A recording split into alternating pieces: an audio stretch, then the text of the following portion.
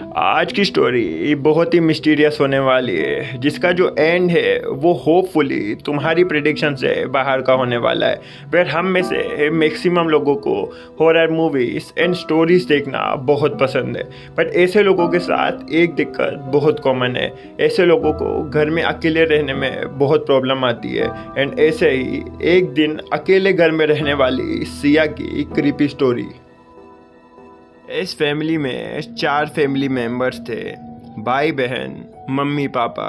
Where story begins with Saturday night, जहां mummy papa Saturday night को ही uncle से मिलने के लिए निकल गए, क्योंकि वो हॉस्पिटल में एडमिट थे, जो कि अब सीधा 2 दिन बाद ही आने वाले थे, क्योंकि अंकल दूसरी सिटी में रहते हैं। सैटरडे नाइट थी और सिया अपनी फ्रेंड के यहाँ से जस्ट आई ही थी, और मम्मी पापा के बाहर जाने का मैसेज उसे ऑलरेडी आ चुका था। रात हो चुकी थी। राहुल, उसका भाई, अपने कमरे में मूवी देख रहा था और सिया भी अपने कमरे में मोबाइल चलाकर सो गई।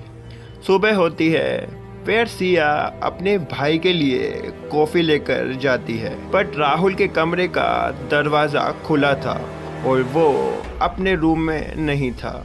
सिया के लिए ये कॉमन था और वो संडे मॉर्निंग थी, तो उसे लगा कि शायद वो अपने दोस्तों के यहाँ गया होगा। और सिया फ़ोन लगाकर पूछने की मेहनत भी नहीं करती है, क्योंकि भाई थोड़ा केयरलेस सा था। सिया भी अपना आधा दिन मूवीज़ देखकर स्पेंड करती है, जहां सिया को हॉरर मूवीज़ देखने का बहुत शौक था और उसने सुबह से शाम तक 3 हॉरर मूवीज़ देख डाली। बट शी रियलाइज कि उसे मार्केट से सब्जियां भी लेने जाना है। टाइम शाम के 6 बज चुके थे। जैसे तैसे वो रेडी होकर सब्जियां लेते हुए आती है, जो कि उसे गाड़ी होने के बाद भी पैदल जाना ज़्यादा पसंद था। आते हुए वो अपने लिए कुछ चॉकलेट्स भी लेते हुए आती है। वेयर सिया जहाँ रहती है वो इंडस्ट्रियल एरिया है, वो शहर से थोड़ा आउट भी पड़ता था, और कुछ जो बचे कुचे घर थे वो भी संडे होने के कारण खाली थे।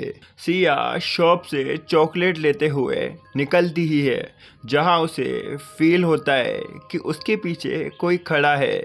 इग्नोर मारकर थोड़ा आगे पहुंचते ही वो अभी तक 3 अलग अलग गलियों से मुड़ चुकी होती है, बट अभी भी कोई उसका पीछा कर रहा था। और ये देखकर वो बड़े बड़े कदम चलना शुरू कर देती है। घर पहुंचकर सिया जल्दी से सारे खिड़की दरवाजे बंद कर देती है और एक राहत की सांस लेती है। और जैसे ही उसकी नज़र खिड़की के बाहर पड़ती है, उसके रोंगटे खड़े हो जाते हैं, क्योंकि जो आदमी उसका पीछा कर रहा था वो उसके घर के सामने खड़ा है। उसका फेस क्लियर नहीं दिख रहा होता है, क्योंकि वो अंधेरे में खड़ा है, बट उसके हाथ में एक वाइट बैलून था।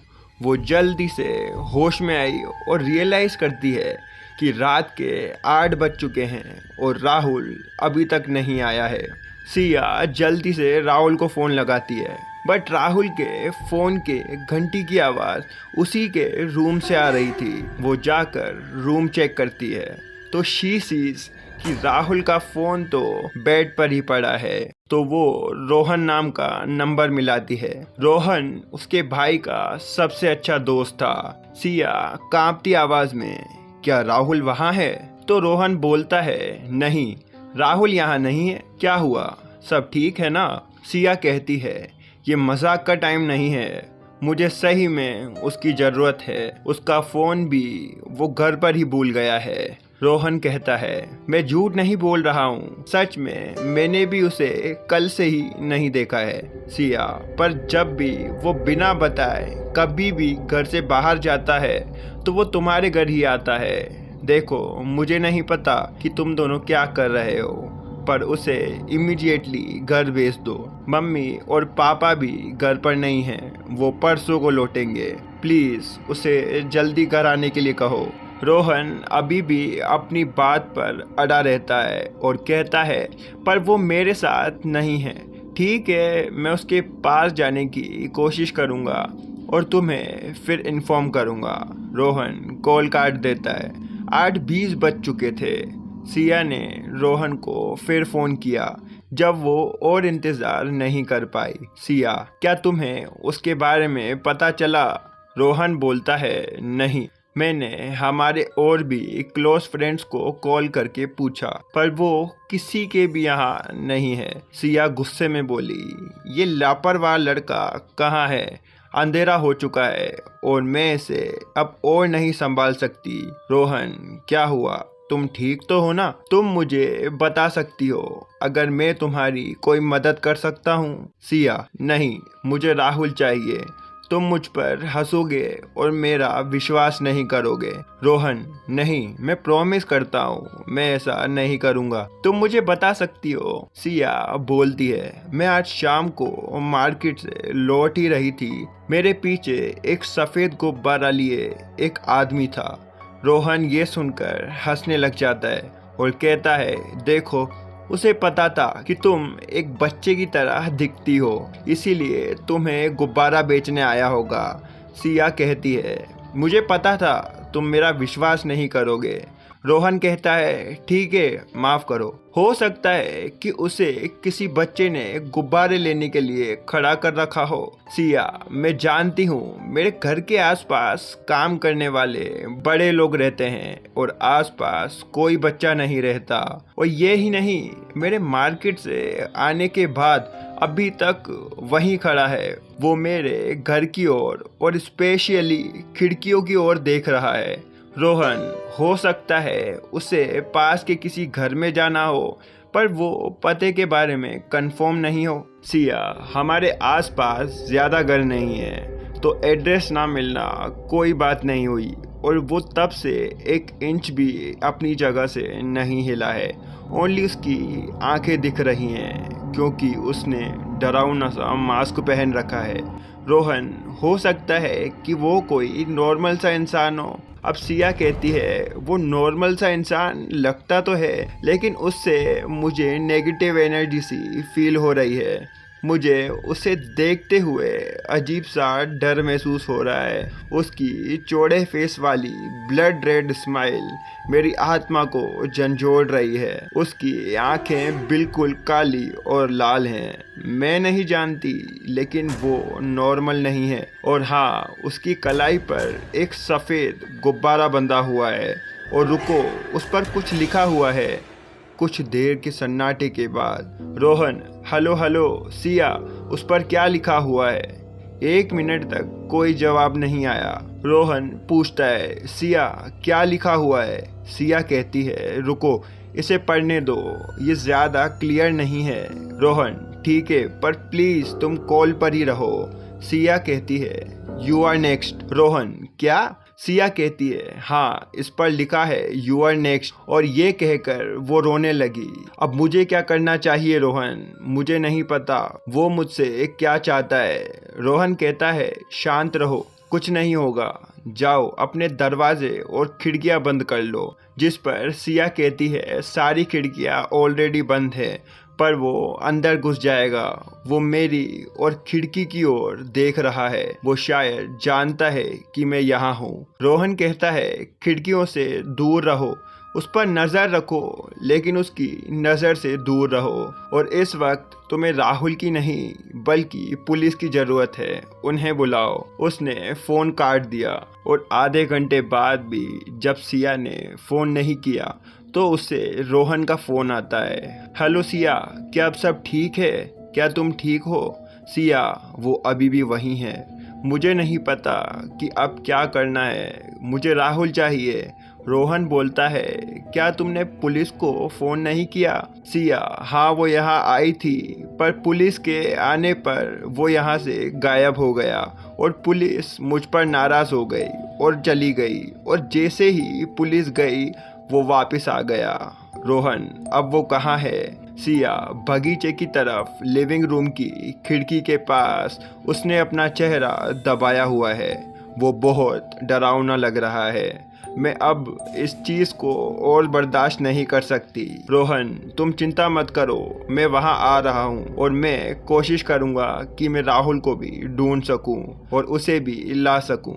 सिया कहती है, हाँ प्लीज़ और जल्दी करो। रोहन कहता है, ज़रूर, पर तुम कॉल पर जुड़ी रहो। और रोहन पूछता है कि क्या वो अभी भी वहीं है, क्या आसपास कोई लोग नहीं है। सिया कहती है, ये इंडस्ट्रियल एरिया है और संडे के दिन ये आमतौर पर खाली ही रहता है। मुझे देखने दो वो कहाँ है, वो वहाँ है या नहीं। रोहन, पर खिड़कियों से दूरी बनाए रखो। सिया जिस पर कहती है, हाँ पर वो खिड़की के पास नहीं है। रोहन, हाँ हो सकता है कि वो जानता है कि मैं आ रहा हूँ और पहले की तरह कहीं छुपा हुआ हो। सिया कहती है, नहीं, वो दरवाजे पर है और वो उसे अनलॉक करने की कोशिश कर रहा है और वो कहीं नहीं गया है और वो किसी भी मोमेंट अंदर आ सकता है। रोहन, शांति से बैठो, मैं बस 5-10 मिनट की दूरी पर ही हूँ, कुछ नहीं होगा। सिया कहती है, जल्दी करो, और फ़ोन कट जाता है। रोहन ने उसे कई बार कॉल करने की कोशिश की पर कनेक्ट नहीं हो सका और वो टेंशन में आ गया कि क्या वो ठीक है। उसने दोबारा कॉल करने की कोशिश की और इस बार सिया ने कॉल उठाया। रोहन कहता है, तुम कहाँ हो? सामने का दरवाज़ा खुला है, तुम ठीक हो ना? सिया अब बुरी तरह से सिसक रही थी। मैं गैराज में हूँ, हमारी कार के अंदर हूँ, राहुल भी यहीं है। रोहन, क्या? सिया, लेकिन वो अब नहीं है, उसने उसे मार डाला।